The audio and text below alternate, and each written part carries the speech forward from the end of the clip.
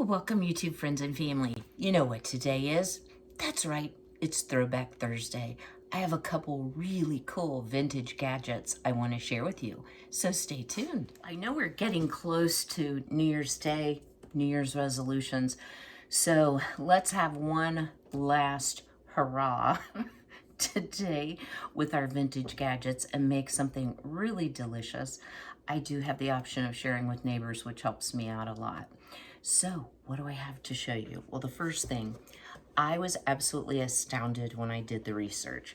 It doesn't look like much, guys. So it is Papel's Doughnut Maker. And beautiful graphics on the box. There's one little tear somewhere on here.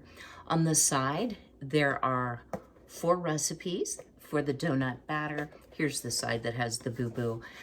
This is your directions. So even though it didn't come with like a recipe book, it has you covered. And then on the bottom, of course, their manufacturer's guarantee, made of first grade materials, constructed under rigid supervision. Our inspection department has approved the enclosed donut maker to be free of imperfections. So what is it? Well, guys, this is the donut maker. Not unlike what you see modern donut makers in like a commercial space on TV. But this one's super cool. So no, there's not a problem with the top. It's actually marbleized. And I think that is so neat. And what is that on there? Oh my goodness. It's oatmeal. Yeah, I washed this. I was like, what the? Yeah, had oatmeal for breakfast. I must have like slung it everywhere. Okay, so what you do is it has this little metal bottom. You depress the plunger on top and see how it opens up. It lets out dough with a hole in the middle. But we have to cook donuts if we're going to make donuts. And this girl's not baking them. So it's not a baking donut recipe. What do I have? I'll try to do this carefully. The coolest mid-century modern item. And then I'm going to go back and tell you a little bit about each. So this is the Cory Party Chef. It is an electric skillet and a warmer, also known as a frying object, you know, like UFO flying object. Really bad joke, but I didn't make it up. So let me tell you a little bit about Pampeil because I was shocked when I found out the history. So this was patented in 1952. The originals, so this is a 50s model, were red with the white swirls in it. Marbling, excuse me. And this was created by a gentleman named Papel. And I was like, yeah, well, big deal. And I kept seeing references to Ronco. So this was actually made by the famous guy on TV that sold thousands of millions of Ronco products, as starting out first with Pampeils. So it was the Papel brothers, and they merged with Ronco. And here's some of the things they made besides the donut maker. Here I thought this donut maker was like a one-off. Oh no, guys, not at all. The Vegematic, my personal favorite, Mr. Microphone. Do y'all remember that? It was like the first karaoke machine out of microphone and a little speaker.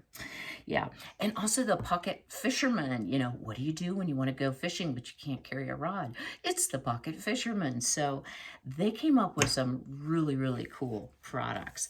So the second item, so cool, my Cory Party Chef. You know, that was one of the things I loved in the 50s and 60s. Everything was a party, everything was happy, and I think that's why I'm so drawn to 50s and 60s so much, because of things like the Party Chef. You know, how did I never have a Party Chef? I needed it in my life. So, Cory Corporation is best known for making vacuum coffee pots. They created this flying saucer shaped gem in 1956. It's 4.5 quarts. It will fry or warm. And I found an original ad from a dry cleaners from the 1950s. And it said, Cory, Party Chef. $24.95 value. Only $14.88 was a dry cleaning order. So this cleaners was probably also partially like a hardware type store. So Cory was bought by Hershey, like the Hershey candy people, in 1967. And then Hershey sold off that division to Aramark. And I'm sure you've all heard of Aramark. Aramark is the #1 supplier of office coffee products. Guys, I would do another take, but I would probably get worse with time. So what is this missing? Well, it didn't come in the original box, but I'm okay with this. It is missing the original recipe book and instructions. You can look at it online. You can probably download it. I think I got it, so I didn't do that. But this was advertised as either an electric skillet or as a warmer. So that's why it's a Party Chef, because, you can cook your chicken wings and then put them on the counter. So let me share with you. I purchased this on eBay from a really, really nice guy. And if you're watching, love my Atomic Party Chef. I got to send you a message too. But inadvertently, the power cord was left out. And he had packed it in those peanut things, and it was real staticky here that day. So I was literally walking around bathing myself with a dryer sheet because I kept finding pieces of those little peanuts. But at any rate, the cord had inadvertently got left out. He dropped it in the mail that day, and I think it was like Christmas Eve. So I'm feeling pretty good about what this looks like, but there are a lot of replacement cords available, and I'm going to be standing right here by it, so if she blows, hopefully it won't be unsafe. So there's just a little plug in the back. I'm going to pop that in. Now, it says to use 2 inches of oil. Okay, I used all of my oil. And I don't want to fry them in olive oil from a cost standpoint, as well as just a lot of reasons. So I'm not sure this thermostat is on there right. But it doesn't come off. So, okay, so it says to put it at, oh, that's what I was doing wrong. Oh, I get it. Got to turn the knob the right way. I have not used this, guys. I wanted to share it with you. I've been so excited. Okay, so you're supposed to get your oil to 365. So we're going to start that heating. And I'll be quiet for a moment. You can hear a little electrical and sort of like a frying type noise starting out in there. So let's go ahead and make our donut dough. And before we start frying, I'll bring you closer. So, I was watching Becky over at Acre Homestead. She will have no clue who I am, but it's an excellent channel if you enjoy primarily cooking, but she is a very good cook. Okay, so what do I have in my bowl? I measured first into the sifter, then sifted it. So these are unsifted totals. 2.5 cups of flour, 2 teaspoons of baking powder, a cup of sugar, a teaspoon of salt. Now, it called for a 1/4 teaspoon of grated nutmeg. I put a teaspoon of the organic powdered vanilla. All right, so to that, we are going to add a tablespoon of softened shortening. Now, I have shared many times I can't eat soy, so this is actually lard. I'm sure you could use butter. I'm just really sure. It just says soft, not melted, so hopefully that will work out well. But back to Becky over at Acre Homestead. She has her own chickens. And I by no means mean this as any sort of criticism, guys, so please don't take it that way. So I'm going to put in 1 egg and 2 eggs. So she was cracking eggs. She was making like a triple batch or something, maybe a 4 times batch of cookies, and she was creaming her butter and sugar and went to add her eggs and added them directly in the bowl. And of all things, she got a quote-unquote bad egg. So it does happen. I didn't feel so crazy. after that because I always crack it. It's one little extra dish to wash. Who cares? Okay, so we've added to our dry ingredients a tablespoon of softened shortening of your choice, 2 eggs. I put my teaspoon of vanilla into my 3/4 cups of milk. So, very simple, straightforward recipe. And I'm just using my Danish whisk here. And a couple of you have asked about my bowls that have measuring. I've got 2 of them. They're different style. These are Pampered Chef bowls. I have, well, one is relatively new. This one is older. I've had it for years. Has a lid to it. It is really my go-to. Gosh, that's thick. Maybe it's supposed to be thick. I hope it's supposed to be thick. So I will share my very first job ever was I worked in a bakery, in a grocery store. And let me just tell you guys, donuts are not my favorite thing because I totally burned out on smelling all the grease, and also everything was always sticky. So yeah, there you go. Okay, I'm gonna load up our donut maker and kind of check the temperature here. I'm gonna move the camera around so you can see a little better. So hold tight. The skillet is out of its heating mold for the mode for the most part. I did check it with my digital thermometer because I'm not sure how accurate the gauge is. So we don't need the lid, so let me set that aside. And here we go, guys. You simply drop a ring of dough. Oh my gosh. How simple is that? It was a lot harder getting the dough into the little thingy without slopping it everywhere. Oop. That'll be a big one. Got talking. And it says you just fry these until they're brown on one side, turn them, they're brown on the other. And this is just a little better than half the dough.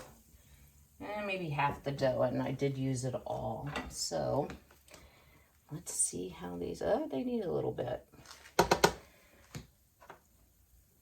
So some delicious donut bites. I am so impressed, guys, with how easy that is. It eliminates rolling, cutting, and forming donuts by hand. Holds 24 donuts at one filling. Well, that would be if you filled it up full. It's said to use a pitcher to pour your dough in, but I have to tell you the dough's too thick for that, and I did not have any luck with doing that. So I'm using a big spoon.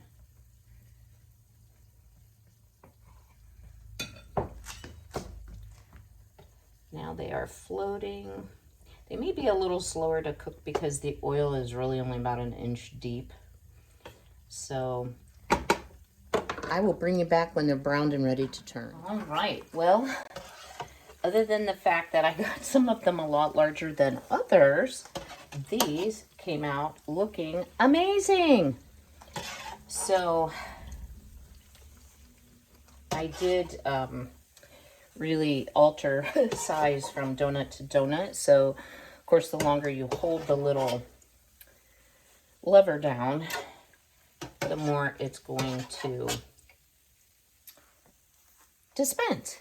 All right. Oh, you can't even see what I'm doing. There you go. So there's batch number 1. I'm going to roll these. I just wanted to drain most of the grease off. I'm going to roll these in some powdered sugar. And I'm kind of a purist. I don't like a lot of icing and things on my donuts, but a little powdered sugar never hurt. And we'll kind of melt in there when they're nice and hot.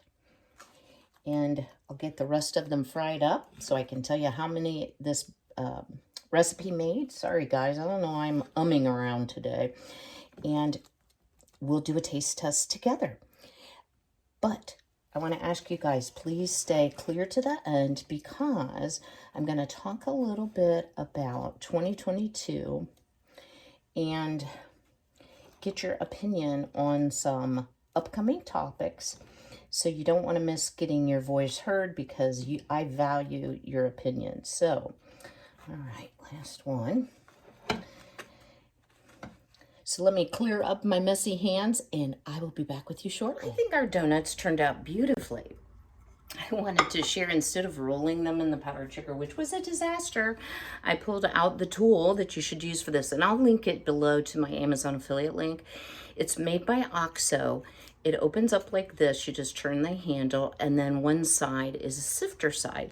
So it made for a lot more even sugar. And I did put some cinnamon in the sugar too. So let's give it a taste.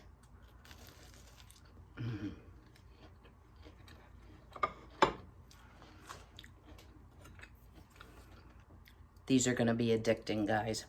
Delicious. Wow. Very, very, very good. Can really taste the vanilla with that extra powdered vanilla extract. Excuse me. Sippy cup is always at hand. So how would I rate these vintage kitchen gadgets? Well, on the Pepeil Doughnut Maker, guys, this worked like a dream. The only downside I can say to it is it's a little bit hard to get it in here. And this may actually come off, but I wasn't going to try it. I think it probably does, but I don't have the directions beyond what's on the box. So I will give it a 10 out of 10 for function. Absolutely. And for including the recipes, which are delicious, but I won't take another bite right now. Over here, the Cory Party Chef. Did it do what it said it was going to do? Was it easy to use? Is it pleasing to the eye? Guys, this is so cool. It's like kitchen furniture to me. I think it does look like a flying saucer. I think it really epitomizes the 1950s. But I will tell you, this thing worked like a charm. It heated evenly. It seems like the temperature was fairly accurate. I checked it some with the digital thermometer, so, you know, maybe 10 degrees difference between digital and what the thermostat on it said. So another 10 out of 10, a big winner. So I need to ask you all's help. Grab my little note card here. So I will have a video up, Lord willing, for New Year's Day. And in that video, I'm going to talk a little bit about like my top 10 thrifted items for 2021, because we have to send that old 2021 out, bring in 2022. And I want to talk about my goals for my channel. I have some personal goals for 2022, but I'm going to try to figure out how to create a poll, but not everybody will do the polls. So if you could drop me a comment below, you might need a pencil. Which of the following would you like to see? Instead of doing the No Spend January, I'm on a sugar high, I guess. What would you all think about doing a pantry challenge where we identify a period of time that we are going to go without grocery shopping and straight up cook from the pantry? I think that could be a lot of fun and very frugal.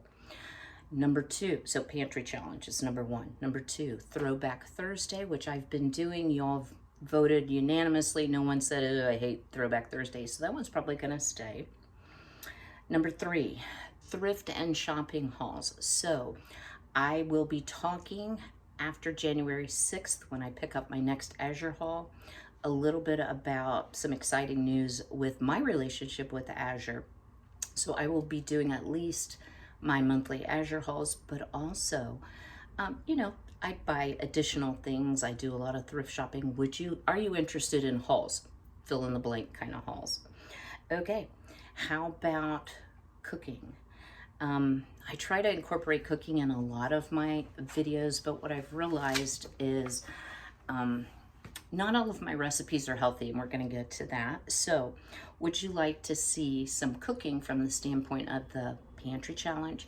And also, as promised, I really want to do some of the Depression era cooking, because that can really help you as well with the pantry challenge, because there's substitutions and it also uses very basic ingredients.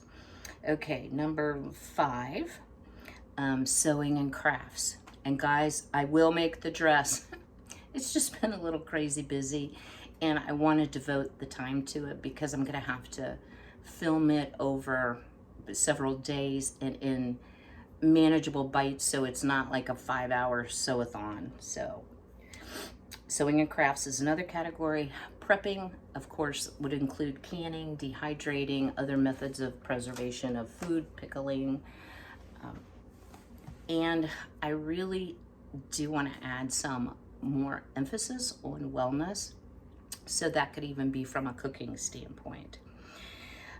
Would you guys be interested in what's called a lookbook, but seeing actually, not all, some of my vintage clothes that I do have, like the provenance or the history behind it, that I could share with you all?